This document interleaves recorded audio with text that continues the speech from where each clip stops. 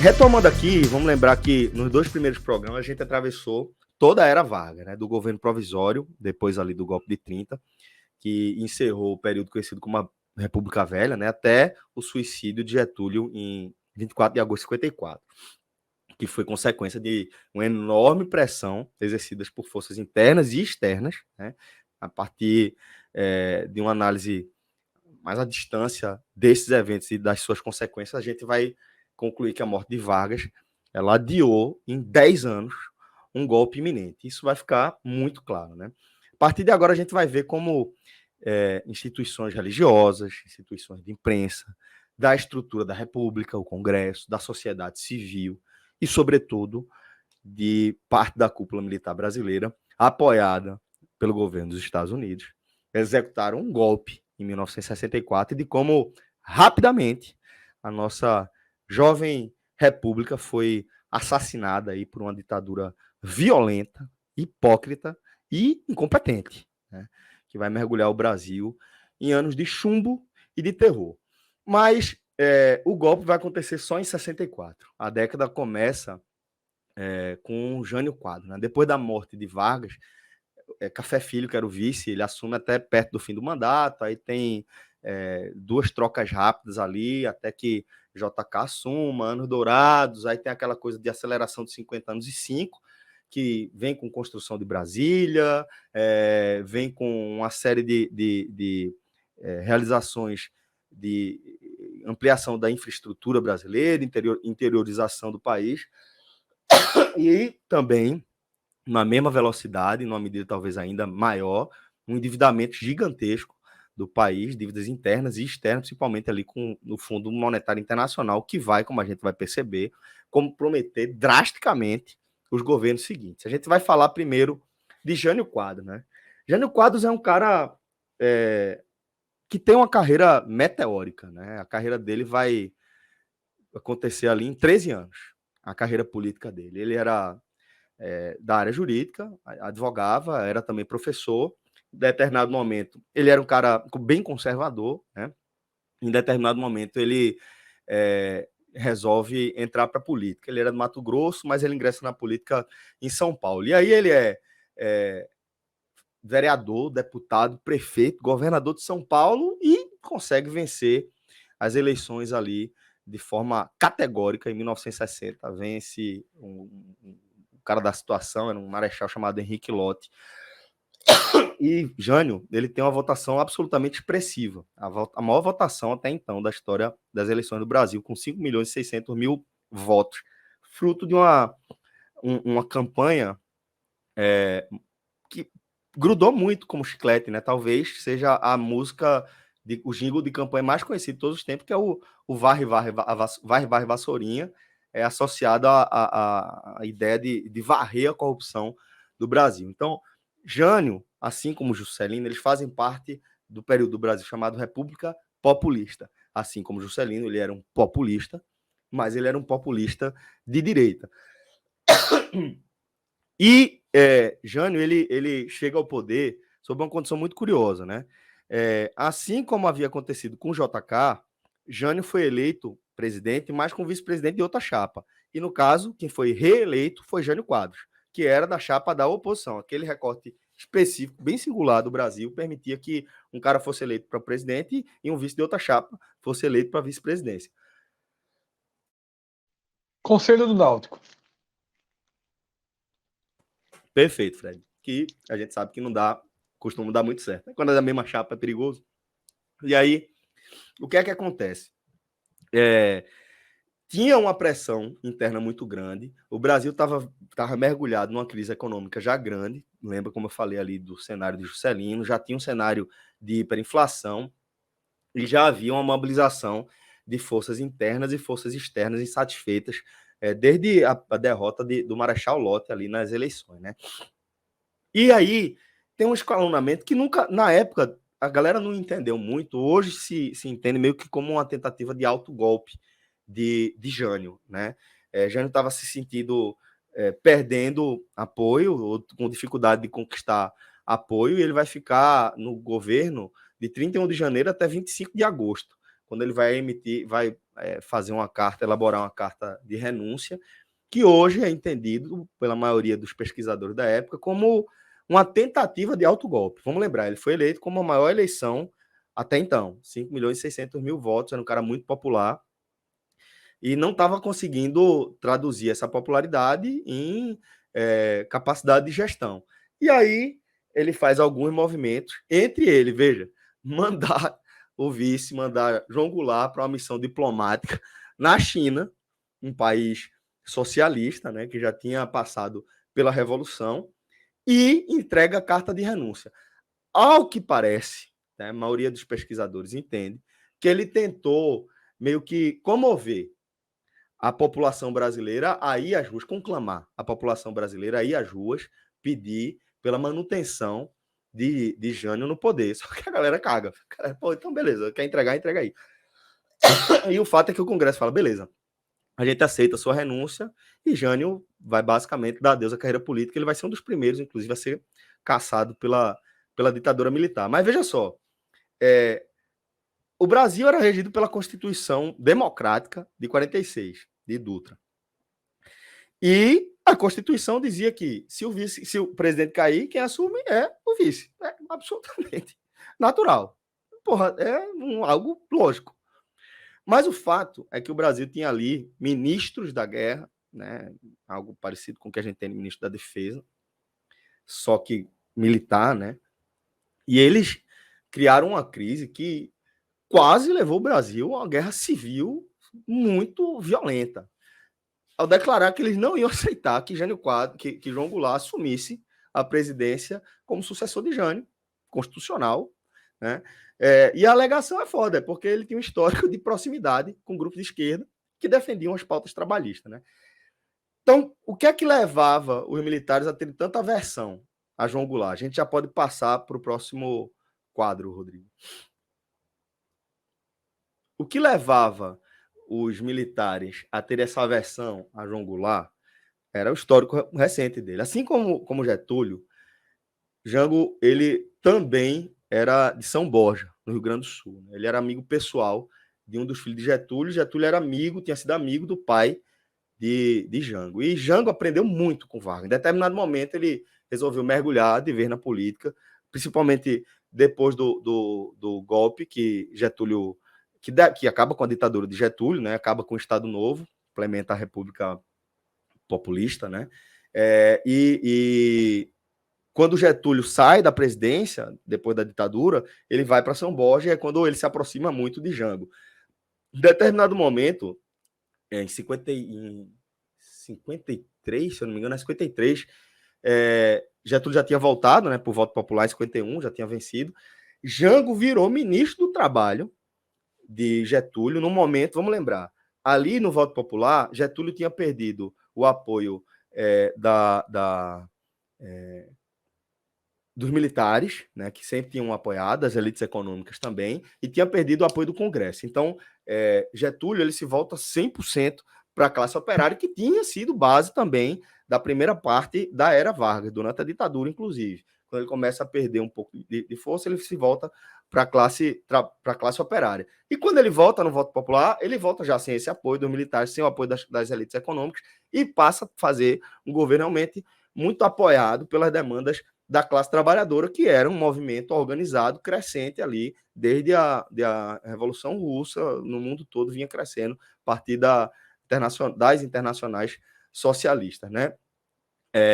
E o fato é que, como ministro do Trabalho de Getúlio, Jango tem uma decisão, uma dividida ali da classe operária com os empresários, de dar um aumento de 100% no salário mínimo. Óbvio que Jango acabou sendo derrubado depois disso, mas desde então ele passa a não contar com a boa vontade da galera. E quando esses ministros da guerra elaboram essa carta infame aí, dizendo que não vão aceitar, né, que Jango assuma, a gente vai ver um movimento chamado da Campanha da Legalidade, que foi conduzido por esse cara aí da foto da direita, que é Leonel Brizola. Na época ele era cunhado já de João Goulart. E conversa muito habilidosa de todas as partes, incluindo aí também Tancredo Neves, que também tinha trabalhado na gestão de Getúlio Vargas.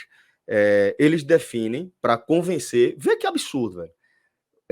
Os militares, rasgando a Constituição, falam que não vão aceitar que Jango assume. Para demover essa ação golpista aí dos militares, né, inconstitucional, só porque o cara tem as armas, né? A galera fala o seguinte: ó, então deixa o cara assumir, mas a gente assume como um país parlamentarista. E aí Jango assume como presidente e Tancredo Neves vai assumir como primeiro-ministro. E o fato é que a gente vai perceber que Jango, em momento algum, vai ter a força total do presidencialismo. Não estou dizendo que o presidencialismo o executivo, ele tem poderes de ditador, não é isso, mas ele dá poderes ao presidente acima do que o parlamentarismo dá. E a gente vai observar que Jango não vai ter esse espaço. O parlamentarismo vai ficar no Brasil até 63. E aí, aproveitando de uma onda de popularidade, Jango faz um plebiscito, e no plebiscito, a galera, o Brasil, vota de forma esmagadora pela volta do presidencialismo. Então, só aí é que ele começa a tentar implementar parte das suas políticas. Mas o fato é que Jango ele chega ao poder como presidente sem um plano. Ele tinha sido vice de Juscelino e ele tinha o plano de ser vice de Jânio. Ele não tinha sido informado dos planos de Jânio de tentar dar esse autogolpe. Tanto é que ele é parte, ele é utilizado como peão, ele é mandado para a China comunista, e isso acabou atrapalhando, foi usado como retórica militar, dizendo, ó, ele é tão comunista que agora ele está lá na China. Isso tudo como parte do plano de Jânio. Então ele tinha se deixado de lado dessa história. Ele é pego de surpresa. Só depois é que ele começa, pô, então já que eu vou ser presidente, vou traçar aqui um plano de governo. E só em 63 é que ele começa a implementar a política dele, que vai ser conhecida como a política das reformas de base. Como eu disse, ele era populista, voltado para a classe operária, então as principais propostas de Jango eram reforma bancária, reforma urbana, reforma eleitoral, reforma fiscal, reforma educacional, com base no modelo do método de Paulo Freire e, fundamentalmente, reforma agrária. Reforma agrária, como sempre no Brasil, vai ser a senha para a senha golpista da galera, né? Mas significa que Jango tinha força para aprovar essas reformas, para promover todas essas reformas? Longe disso. Longe disso. Tanto é que ele sofre o golpe. E a gente pode passar aí já para o próximo quadro também, que é o seguinte: alguns aspectos para a gente entender o golpe. E é isso que eu quero destacar para vocês. Jango, em momento algum, ele esteve perto de conseguir A aula de golpe aplicar. essa semana é bronca, viu? Pois é, já pensou? A aulinha de golpe essa semana é bronca. Pois é, por isso que o programa aqui é especial.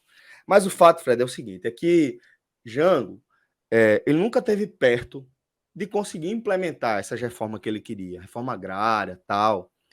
Ele era meio que um presidente por acidente. Né? Eu mostrei aqui que ele tinha suspeita das Forças Armadas, ele tinha suspeita das elites econômicas e nunca governou com plena força. Além disso, o mundo vivia um contexto de Guerra Fria e no histórico recente tinha um medo. Vê, quando Kennedy vai invadir a Baía dos Porcos, ele fala com Jango, pede autorização para utilizar bases militares no Brasil, para colocar parte da força dele, para servir também como treinamento. E Jango fala que não, diz que não aceita, porque o Brasil já tinha assinado o acordo de autodeterminação dos povos. Jango foi rochedo ali. E aí ele entrou na lista negra de Kennedy, completamente na lista negra, e continuou na lista negra dos Estados Unidos. Os Estados Unidos, um diplomata americano chegou a afirmar que tinha medo que o Brasil virasse uma nova Cuba, né? E a resposta foi que o Brasil podia virar uma nova China, por conta do tamanho continental. Tinha medo que o Brasil instalasse aqui uma república sindicalista, algo que nunca teve perto de ser concreto. Né? A gente viu, atravessou a era Vargas e viu como o próprio Vargas também enfraqueceu o movimento operário, principalmente na primeira parte ali da sua gestão. Então, era uma coisa ainda incipiente aqui no Brasil, esse tipo de discussão. Existia grupos socialistas? Existia, mas não significa que existir grupos socialistas, eles estão perto de conseguir implantar uma ditadura socialista ou tomar o poder, qualquer coisa que o seja no Brasil. E, além disso, a gente vai ver que existiam aqui no Brasil grupos de desestabilização, grupos civis de desestabilização. Os civis, eles não apoiavam o golpe militar, mas eles não apoiavam o governo de Jango e, principalmente, não queriam outro presidente associado à classe trabalhadora para as próximas eleições. E tinham também blocos, grupos conspiracionistas, esses sim militares, que queriam realmente dar o golpe, e teve um confronto com o Congresso. Tem um acirramento, tá? Quando Jango se vê sem força de nenhum lado, ele passa a apostar no acirramento no discurso. E isso vai escalonar para um aumento significativo das tensões aqui no país, né? A gente vai ver que a gente vai ter uma série de eventos, né? Ele vai se aproximar de grupos de esquerda, vai agressivar o discurso, vai falar bastante aí de reformas e de resistências. Vai ter, em 13 de março de 64, o famoso discurso na Central do Brasil, para uma multidão de algo em torno de 150 a 200 mil pessoas, onde ele anuncia no discurso a nacionalização das refinarias de petróleo que ainda não estavam sob o controle da Petrobras, e anuncia a reforma agrária e avisa que vai desapropriar terras, né?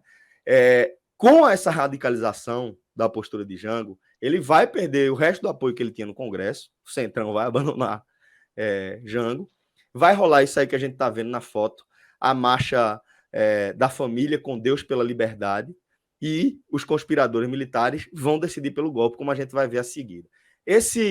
Essa marcha da família com Deus pela liberdade foi um movimento gigantesco, reuniu cerca de 300 mil pessoas pela rua de São Paulo, que é isso que vai dar o contexto também de ser um golpe civil-militar. Porque tinha... Essas senhoras, Celso, essas senhoras aí, carregando essa faixa. Sim. Será que 50 anos depois elas estão fazendo a mesma coisa? É isso. Eu acho que estão. É isso.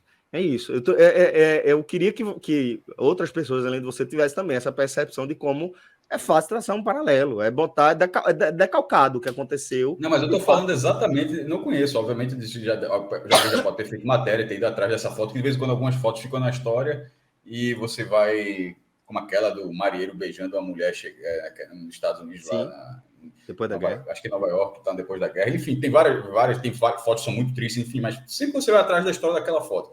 Nesse caso aí, eu não sei se já foi feito, eu estou só vendo essa dúvida agora, mas assim, eu me surpreenderia se as duas que estão segurando a faixa hoje pensassem diferente, porque geralmente assim...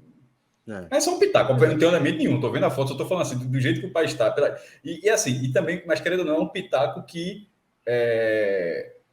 tem uma chance razoável de acertar, né? Pô, se o cara tem quase metade dos votos, então, assim, a chance de acertar está longe de ser desprezível, de que elas sigam levantando a faixa para novamente tentar evitar que o Brasil seja uma nova Cuba ou uma nova Venezuela. Ou nova qualquer país aí. Apesar de a gente estar acelerando no governo Bolsonaro para ser uma nova Venezuela, né? No pior sentido possível.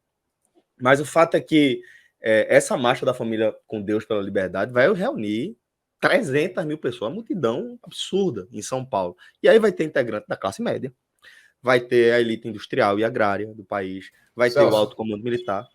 Sem atrapalhar, provavelmente se você sabe. A galera fala assim, que elas pela idade, veja só, eu tô achando que elas são jovens, assim, não pareceram senhoras não, pareceram assim, não sei se eu tô vendo errado aqui. Como isso aí tá 60 e poucos anos, se elas tivessem uns 20, tá indo no WhatsApp eu tô considerando que são jovens. Tá fazendo o estrago hoje da porra do WhatsApp hoje, com 80 anos. Seriam hoje senhoras e tal. Rodando essa foto aí. Se elas já tivessem 40 anos, 50 anos, eu não tô vendo essa foto. Se fosse dessa forma, obviamente, dificilmente estariam vivas hoje. Mas concordo, eu falei muito sagaz. Só porque a galera disse assim, será que elas estão vivas? Eu falei considerando que elas parecem ser novas, assim. E se for o caso, seriam senhoras hoje, né? Até porque a aparência antigamente era naturalmente mais. As pessoas têm aparência de mais velhas, né? Pelas roupas, por tudo, né? Vestuário, né? Isso. Vestuário, tudo. Até Ao mesmo produtos de cabelo. beleza que não se usava, né? Com a Enfim, mesma só intensidade de isso, tá? hoje. Só para não mostrar que eu ignorei a foto. Não, eu vi a foto e assim, eu vi a foto e considerei que talvez elas estejam vivas hoje. Me Sim, pareceu que seja possível. boa.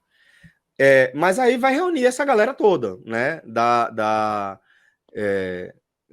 sociedade civil, inclusive políticos também, né? Como o Carlos Lacerda, vai ser caçado, né, pela ditadura. E não vou nem falar aqui o que é que eu penso dele, mas Aldo de Moura Andrade. Então, isso aí, essa marcha da família com Deus pela liberdade, foi em 19 de março de 64.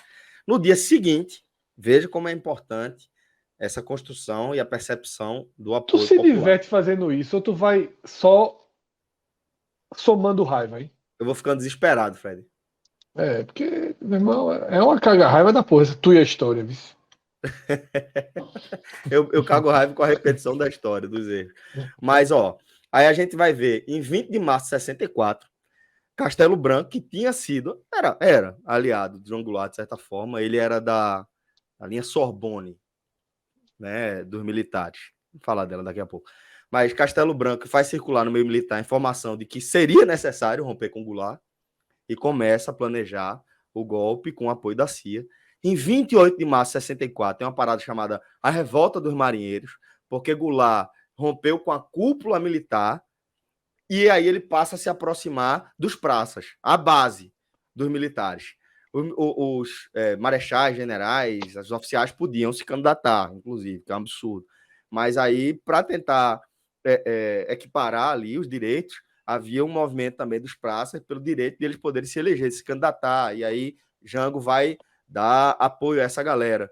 E aí, em 28 de março de 64, vai ter um motim. Vai ter a revolta dos marinheiros e dos fuzileiros navais, se não me engano, no Rio de Janeiro.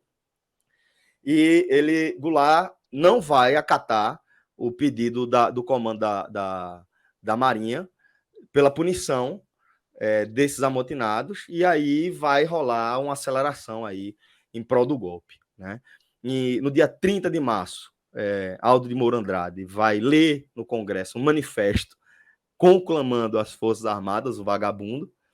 E em 31 de março, na madrugada de 31 para o dia 1º, não sei se vocês lembram desse nome, General Olímpio Mourão Filho. Eu já trouxe ele por aqui quando eu falei do Plano Cohen. O Plano Cohen foi aquele plano que o próprio Getúlio utilizou para dar o golpe, né, do Estado Novo, fingindo, né, que era um plano comunista para tomar o poder no Brasil, e, na verdade, tinha sido um documento elaborado por esse cidadão aí, General Olímpio Mourão Filho, que era integralista, ou seja, ele era do partido fascista do Brasil. O integralismo é o fascismo brasileiro, ele era do movimento integralista, forja o Plano Cohen e está aí ainda, né, fazendo merda. E aí ele se antecipa ao plano da alta cúpula militar, de Castelo Branco, da CIA, de dar o golpe no dia 1º, e na madrugada de 31 para o dia 1º, ele sai de Juiz de Fora em marcha, queima a largada e vai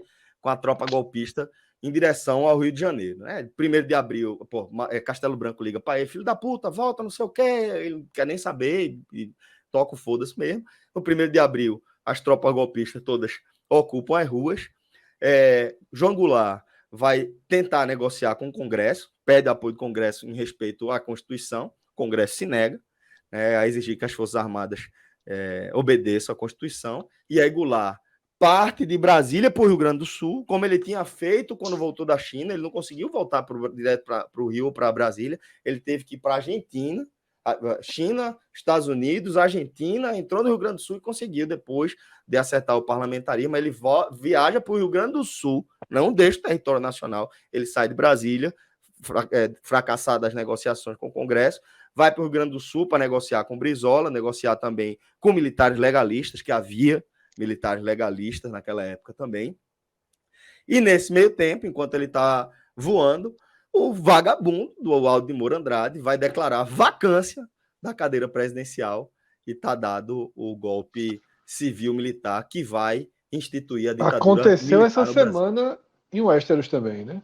No Brasil e em Westeros. Exatamente. E aí o Viajou, seguinte, a cadeira ficou vaga, o trono ficou vaga, tu vai dizer quem tá aqui perto mesmo. aproveitou a ausência, né? O atrevimento da ausência. Exatamente. E aí a gente Vem vai um, começar. domingo vem um. Vem não. Vamos à vitória. E aí Não, tô falando da vitória não, tô falando do pós. vem um quê? Golpe. Acho difícil. Acho difícil, Fred. Acho difícil porque a gente está vendo uma articulação política internacional muito forte. Não é tão fácil você dar um golpe num E país do tamanho nacional do Brasil. também, né? Nacional também. Não é tão simples, não. Eu acho que vai ser essa disputa de narrativa. Mas vamos ver. Vamos falar disso a partir de domingo, né? Ainda tem muita coisa até lá. Aqui a gente vai falar agora eu quero mostrar para a galera aqui como não sei, tem uns revisionismo que, porra, é isso que me dá raiva, sabe? A galera ficar revisando um negócio que é um fato histórico. Não, porque foi a dita branda. A dita branda é o caralho, pô. Vocês vão ver como a galera começa a tocar o foda-se muito rapidamente. Ah, não, foi só a partir do AI-5 que virou ditadura. Não foi, não foi. Vamos lá, vamos falar de Castelo Branco. Castelo Branco, ele vai entrar com o discurso de arrumar o Brasil e devolver para a democracia, né? Mas, no fim das contas, foi só no discurso. Está mais do que comprovado que a ditadura e a repressão elas começam efetivamente já no governo Castelo Branco. Ele era, como eu disse, da linha Sorbonne, não era da faculdade da universidade, sei lá. Ele era uma linha mais intelectual que havia no Exército Brasileiro, que não existe mais. Desde 64, essa linha foi absolutamente suplantada. Mas ele era dessa linha, mas não significa que ele era um legalista. Ele né, é que faz circular a decisão de que é preciso dar o golpe. E é ele que vai vai assinar os 4 primeiros atos institucionais. Tá? Vamos lá. E antes disso, ele já começa a tocar o foda-se. Das primeiras coisas que ele faz é colocar a UNE na ilegalidade, a União Nacional dos Estudantes. Depois ele vai criar o paralelo brasileiro da CIA, que é o SNI, o Serviço Nacional de Inteligência, que vai investigar qualquer um que se opuser à ditadura. E vai criar também o CCC, que é a resposta ao que o SNI fizer, que é o Comando de Caça aos Comunistas. E aqui vamos entender. Fred, você sabe que a essa altura você já é um comunista, não é verdade? Me tornei. Pois é, então ali na ditadura era a mesma Mas coisa. daqui a 2 aninhos a turma já espero que o negócio já tenha andado. Mas ali o fato é que qualquer coisa à esquerda da extrema direita, que era o Brasil ali, era considerado comunista. O comunista era qualquer coisa que se movimentasse e fizesse oposição ao governo. E como o golpe vai rasgar a Constituição que os militares tinham jurado obediência, o mecanismo que eles encontram para dar um ar de legalidade à ditadura são os famigerados atos institucionais. O primeiro é assinado em 9 de abril de 64, 8 dias depois do golpe. E o ato institucional número 1 vai dar... Depois é que ele vira número 1, né? Primeiro é só ato institucional. Mas depois, o que é que diz o ato institucional número 1? Ele vai dar poder aos militares para caçar mandatos legislativos e suspender direitos políticos por até 10 anos, indiscriminadamente. Por qual motivo? É oposição. É comunista, tá direito caçado. É como eu falei, Jânio é um dos primeiros a voar, Jango lá também. A galera começa, todo mundo que era mais oposição aí, já voa lindo, já roda lindo aí. 27 de outubro de 65, vem o ato institucional número 2. O ato institucional número 2 talvez seja dos mais importantes. Ele vai estabelecer o bipartidarismo. Vai acabar com todos os partidos políticos, com exceção da Arena, que era a Aliança Renovadora Nacional, que era o partido de apoio à ditadura, e o MDB, o Movimento Democrático Brasileiro. Aí tem a galera que fala, ó, tá vendo aí que não era ditadura? Tinha oposição. Não, isso já era uma manobra da ditadura para dar um ar de mínima legalidade. Porque o que não era ditadura assim... Primeiro, os militares aqui no Brasil optaram por um revezamento no poder, justamente para dar esse ar de legalidade à ditadura que eles já tinham implantado. Aí fala, não, tem alternância. Alternância de poder, mas por voto indireto, e com um Congresso que vocês indicam, pô. Então, assim, não tem alternância de poder, tem alternância de qual general vai estar mandando no país. Mas é uma ditadura militar que não tem como você derrubar ali por força política, por força de voto. E as ditaduras que eram monopartidárias eram ditaduras que não cabiam nem no discurso de aliança que os militares brasileiros tinham com os Estados Unidos, porque os Estados Unidos tinham ascendido ali no Ocidente como defensores da liberdade, lutando contra regimes que eram unipartidários, autoritários, de um elemento só. Aí vai ser a Alemanha nazista de Hitler, a Itália fascista de Mussolini, ou o regime socialista de Stalin. Então, não cabia fazer uma ditadura dessa aqui no Brasil, ou a Cuba de Fidel Castro. Não cabia esse perfil aqui no Brasil. Então, tinha esses mecanismos para dar um mínimo de legalidade. Mas quando você coloca só um partido de oposição, o que é que você faz? Você centraliza o controle. Fácil de controlar. Ou você está me apoiando, ou você está contra mim. Acabou. E, além disso, os militares, a gente vai ver que eles vão continuar lançando mão de vários artifícios para minar a capacidade política desses políticos de oposição. Então, eles vão continuar existindo de forma proforme. Eles não vão conseguir ter força para mudar absolutamente nada. Eles só existem ali para continuar dando, entre aspas, um ar de legalidade. Em 5 de fevereiro de 66, vem um ato institucional número 3. Aí, quando se estabelece eleições indiretas também, não só para a presidência, mas também para governadores de estado, né, e prefeitos de capitais e cidades consideradas estrategicamente importantes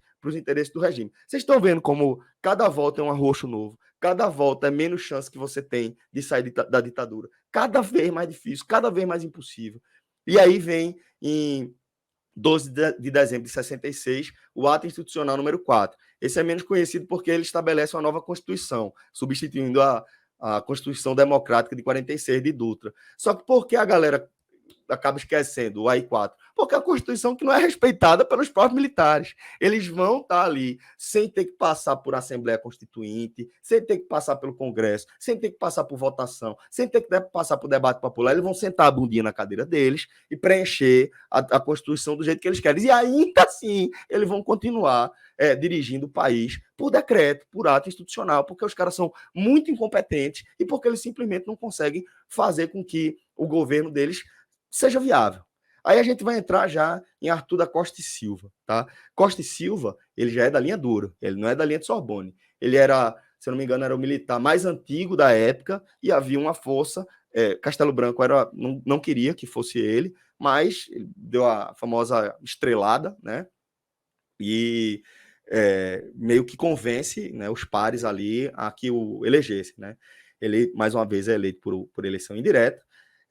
Vai ter um perfil reconhecidamente mais repressor, e é ele que vai assinar o ato institucional número 5. Que aí, assim, mesmo se você for um revisionista, é impossível você olhar para o AI-5 e dizer que não era uma ditadura. O próprio Costa e Silva e os militares que o cercavam afirmavam que eles estavam com aquele ato institucional instituindo a ditadura no Brasil. O ato institucional número 5, ele vai suspender os direitos civis, políticos, vai acabar com o habeas corpus, ou seja, acaba com a ampla defesa, sem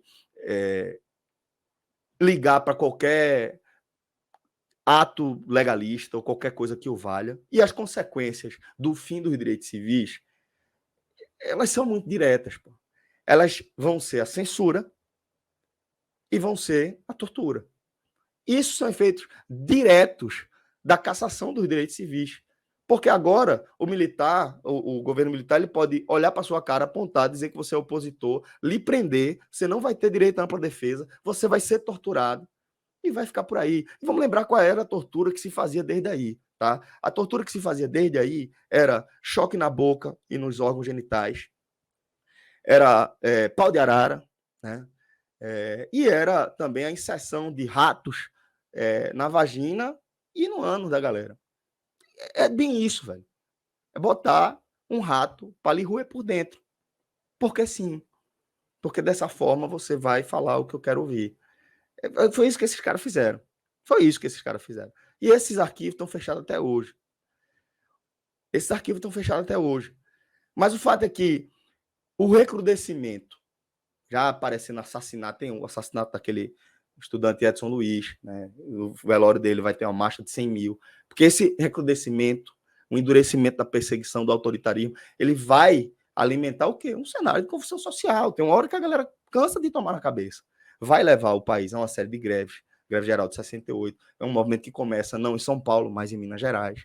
Vai levar diversas manifestações e vai levar também a luta armada, como a guerrilha do Araguaia. Aí fala, aí, tá vendo aí que tinha comunista querendo dar um golpe revolucionário armado no Brasil? Tinha, pô, mas tu acha que a guerrilha do Araguaia teve minimamente perto de conseguir? Eram 5 mil, porra, guerrilheiros, pô, sabe, que tava ali treinando com algo parecido com que a Revolução cubana tentou fazer, mas, porra, num país como o Brasil, foi todo mundo massacrado, torturado, morreu todo mundo da guerrilha do Araguaia, sem muita força para absolutamente nada. O que as forças, a luta armada contrária à Revolução fazia, mais efetivo, era sequestro de autoridades, de diplomatas, para soltar, para trocar por prisioneiros políticos da ditadura. Né? E a resposta dos militares foi absolutamente desproporcional. Um massacre. E um massacre que vai se seguir.